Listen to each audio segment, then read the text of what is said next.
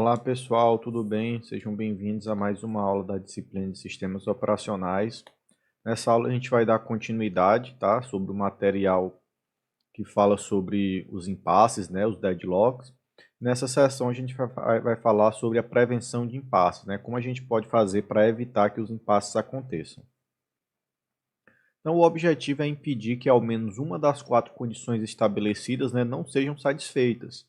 E quais são essas 4 condições? É aquela da exclusão mútua, né, da posse e espera, da espera circular, que a gente debateu na aula passada, e a não preempção. Então, para que não ocorra o deadlock, pelo menos uma dessas 4 características não pode estar presente, ou seja, pelo menos uma dessas coisinhas aqui deve ser cancelada, né? A gente já falou um pouco em como cancelar a espera circular, né? Hoje a gente vai falar como fazer, como evitar que você tenha exclusão mútua nos recursos, né? Como evitar a posse e espera do recurso pelo processo, como evitar também a espera circular e como evitar a não preempção, tá? Então, primeiro é como impedir a exclusão mútua, né?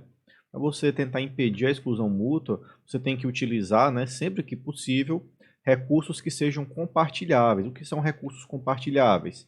É recursos que podem ser usados por mais de um processo de forma simultânea, né? De forma que, se mais de um processo acessá-lo, não vai ter nenhum conflito, né? Você não vai ter dano à, à execução do processamento, né? Pois não requerem acesso mutuamente exclusivos, né? Então, recursos compartilháveis, eles não vão precisar daquela característica da exclusão mútua. O que é exclusão mútua? É quando um recurso só pode ser acessado por um processo e mais de um processo deseja acessar aquele recurso. Então, o sistema operacional tem que garantir a exclusão mútua, né? Tem que garantir que somente um processo vai acessar aquele recurso durante em um determinado espaço de tempo, né? E como evitar a posse e espera, né? Para evitar isso, você pode tentar impedir que processos que já mantêm a posse de recursos esperem por mais recursos. Então, você vê aí duas soluções possíveis. A primeira, o que é? É exigir que todos os processos requisitem todos os seus recursos antes de inicializarem suas execuções.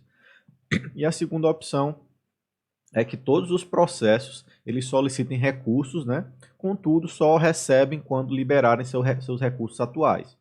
Então, a primeira abordagem é, se o processo P1 aqui deseja ter acesso a alguns recursos, ele tem que especificar que deseja o recurso A, o B e o C antes de começar a executar, né?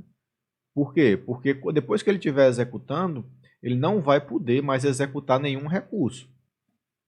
E a outra abordagem é que todos os processos solicitam os recursos, né, de forma fracionada, contudo só recebem quando liberarem seus recursos atuais. Então, se durante a execução o P1 precisou de A, ele vai, requisita o A, recebe o A, aí ele faz uso do A e ele precisa do B agora. Aí ele só vai receber o B depois que ele liberar o A. Ah, mas se ele precisar de mais um recurso de forma simultânea, aí ele tem que dizer, o processo 1, eu vou precisar agora do A e do B.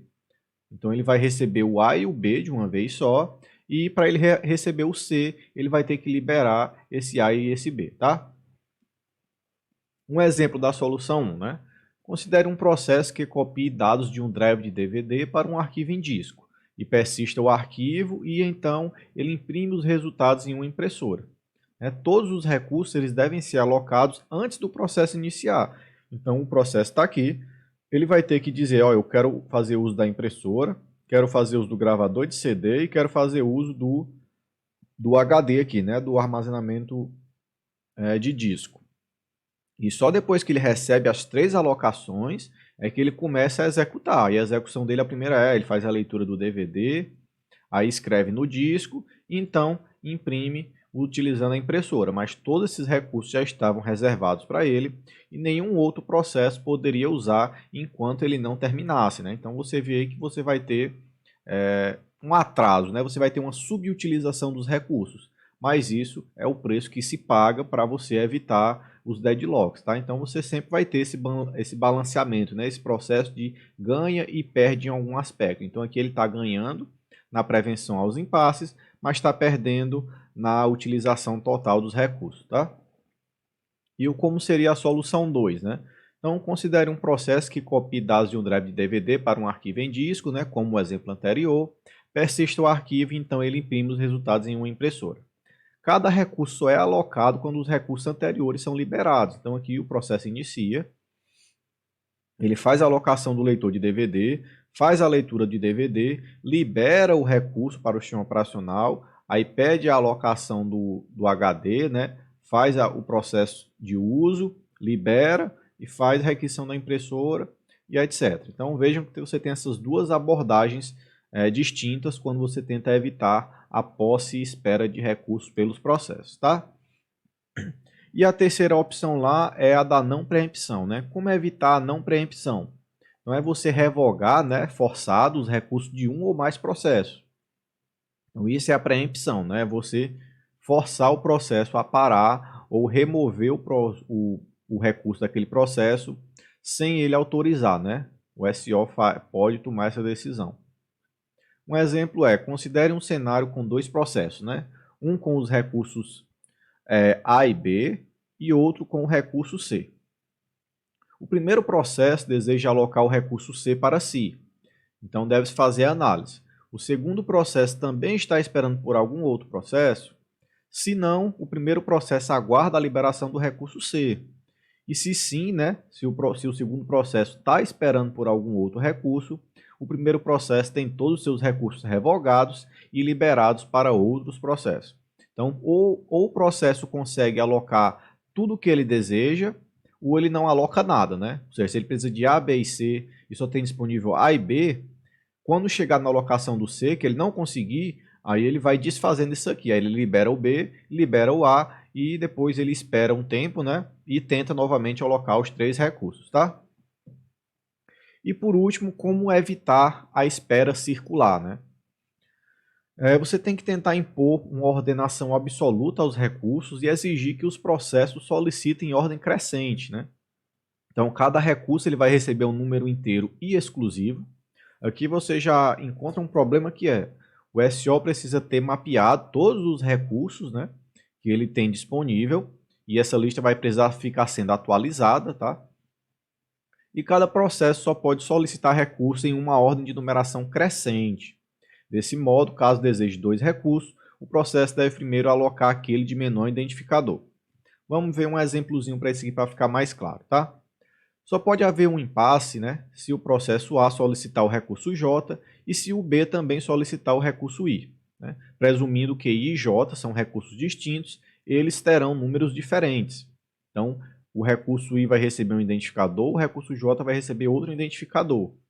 Se o número de identificador de I for maior do que o de J, então A não tem permissão para solicitar J, porque este tem ordem menor do que a do recurso já obtido por A.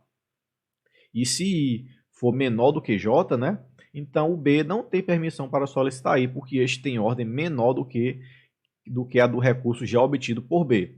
E dessa forma você tem um cenário onde é impossível acontecer o deadlock, acontecer o impasse, né? Por conta dessas numerações. Então você tem aqui os processos I e J. Se o processo A pede esse aqui, né? Desculpa, se o processo A pede o J, o processo B não vai conseguir pedir I, porque ele só vai poder pedir os recursos que estão em ordem crescente. Então, se você tem um recurso K, o processo B ele vai poder pedir o processo K, mas ele não pode pedir o processo I enquanto o processo A não liberar o recurso J, tá? Então, ele sempre segue essa ordem crescente aí dos identificadores. E, por fim, o desenvolvimento de uma ordenação não impede, né, por si só, o deadlock, e é responsabilidade dos desenvolvedores de aplicações escrever programas que sigam essa ordenação. Então, se você tem a lista da ordenação, mas se você não segue quando você programa o seu programa lá, não vai funcionar. Né? Você tem que seguir o algoritmo e tem que implementar isso de forma correta, né? E também observe que a distribuição dos identificadores deve seguir a ordem natural de uso dos recursos do sistema, tá? Isso aqui é um resumo das 4 abordagens que a gente viu para tentar prevenir os impasses, né? A primeira condição da exclusão mútua é você utilizar um SPU em tudo, né? Uma filazinha de espera, por exemplo. O da posse espera é você requisitar todos os recursos necessários desde o início, tá? Ou então aquela outra abordagem onde só pega o próximo recurso depois que liberar o anterior, né? A condição da não preempção, onde você tem que retomar os recursos alocados, né? Para um determinado processo de forma forçada. E o da espera circular, onde você utiliza aquela ordem numérica dos recursos, né? Garantindo que um processo só possa alocar um recurso de um número mais alto do que o último alocado, tá? Bem, pessoal, com isso a gente encerra essas aulas sobre impasses, tá? Espero que tenham gostado. Se ficou alguma dúvida, por favor, perguntem. E obrigado e até a próxima. Tchau, tchau, pessoal.